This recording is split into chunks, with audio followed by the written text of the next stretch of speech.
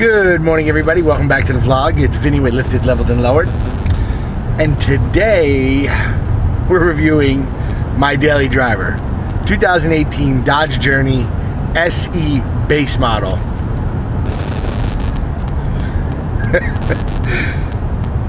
So many things to say about this car. But don't worry, we'll keep it short. So, we bought this car brand new. Starting price is around $22,000 and change.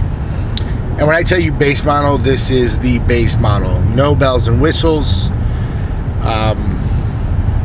No bells and whistles. We got power locks, power windows, AC, which I think that's the that's standard with this car. Thank God. But you know, we got 30,327 miles on this car, and I can tell you we've driven it all over the place. Had it a little over a year now, and it has no power. If you get a baseline, it really has no power. So merging, or when you first get on the highway, it just takes forever to go. It just doesn't move. So if that's a concern of yours, definitely don't buy the base model. Handling, it actually handles pretty well.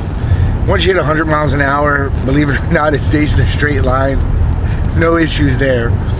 The seats are extremely comfortable as well. A lot more comfortable than I thought. But not as comfortable as I would say some cars, you know? It's a little different. The lower lumbar, there's no lower lumbar support. The seats are wide, which is pretty clutch. But again, no lower lumbar support, and again, no extras in the seats in the base model. When it comes to fuel, I'm averaging 24.2 miles to the gallon. I drive, today's been a lot of side roads are between 35, 55, sometimes 60. So 24.2, I don't think it's too bad. Fill this thing up is about 35 to 38 bucks. Gas varies right now between 265 and 275 a gallon. So it gets pretty good gas mileage for the size of the car. The few things I really like is I love the size of the windows, particularly in the back, because the windows are huge, and they go 3/4 the way down, which is nice when it's a beautiful day out. You want to get some fresh air.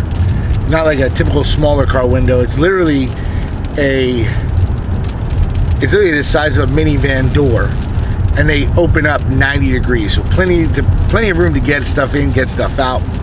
The seats, they fold down and slide, and you could adjust the back seat to how far up you want it, how far back you want it. And again, there's plenty of space in the rear. I'll show you guys that in a little bit. I'll tell you negatives on this thing, I think, are the speed. It's I feel unsafe pulling out on this thing if you have to do it in a rush. Situations like that, I'm just not comfortable with. Let me show you around the car a little bit.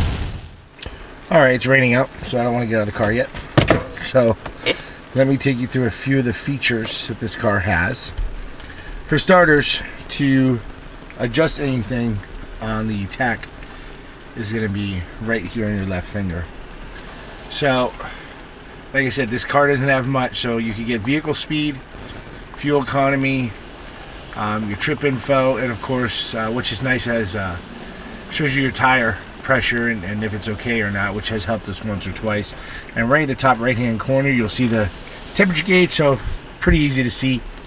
The thing I really don't like about Dodge or Chrysler and Jeep on the back of the steering wheel is the radio adjustments, which can tend to be a little bit of a pain if you don't remember, and again, it comes with time, but that's just a personal thing with me. Toyota has them up front, which I really like a lot better. As you see at the base model, this is what you get. Nothing fancy at all. Everything's real simple to use though, and it's, let me lower that just in case. It's right here. Simple, you see it, there's just nothing fancy about it. Literally nothing fancy. So if you're looking for simple, this is going to be a daily driver, you're going to beat the heck out of it, yeah, I suggest it. But if this is going to be your everyday family car, I'm really not a fan. I'm really not a fan. A couple other things that I didn't think about when purchasing a vehicle was road noise and how it physically felt on the road. You can hear plenty of road noise in this thing, particularly the tires and even at times the suspension. The suspension is stiff, and I don't know how to tell you. It's just a little rougher. When I thought it would be a little softer, kind of like a typical minivan, but in this case it feels a little more like a sports car at times. Now that I've had this car for over a year and we have 30,000 miles on it, the big question is, would I make this a daily driver again? The question is no, definitely not. I would not make this my daily driver. This model particularly, I'm just not a fan of. Out of star rating, out of 10, I would give it 3. Not that it hasn't been a good car for us, it's just not the best for what you can get for in the $20,000 realm. A lot of cars out there in the $20,000, $25,000 that are a lot more comfortable, better pickup. And again, in my opinion, again, just my opinion, this isn't the car. But for now, this is what I have. It's awesome that I get to travel every week, and I typically have a rental, so it's not that bad. If you're looking to get one of these, best of luck.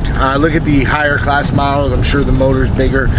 To be honest with you, I really don't know. So this is just a quick review on this car. Thanks for tuning in. Hope you guys subscribe. We're going to be bringing more reviews to you, and hope you all have a great day.